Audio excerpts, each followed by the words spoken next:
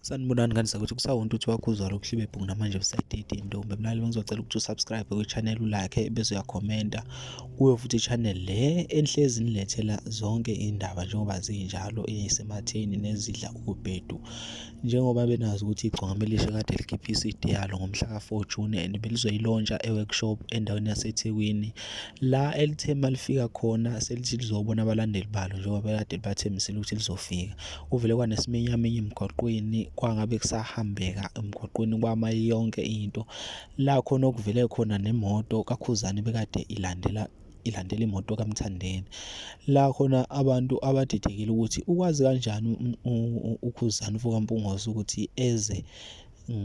la okunegcwama khona ngoba bona bayizimbangi and kuyaziwa lokho abalandeli lokho bakusole ngokuthi vele uKhuzani befuna ukuzophazamisa umcimbi wegcokama njengoba eyimbangi and nalo igcwama lakade lithemisile ukuthi vele lizofika ePeople's Park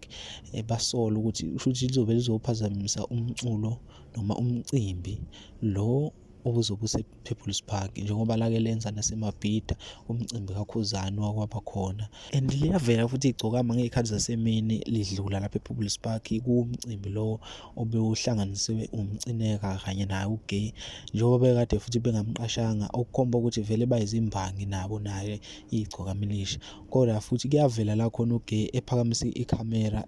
eshutha lona igcokama kade lidlula ngalibhano okusho ukuthi lokho kuthema kufika kubalandeli bakubuka njengokuthi naye ugay imbala ushuthi ukujabulelile ukudlula kwegcokama elisha njengoba kade lidlule ePeople's Park nje kulo mcimbi kade bewuhlanganisile kodwa ke awuke uzibonele isiqeshana nje esincane sevideo yase-workshop la khona bese kume yonke into ongasahambi sekukhona amaphoyisa ethi zama ukulawula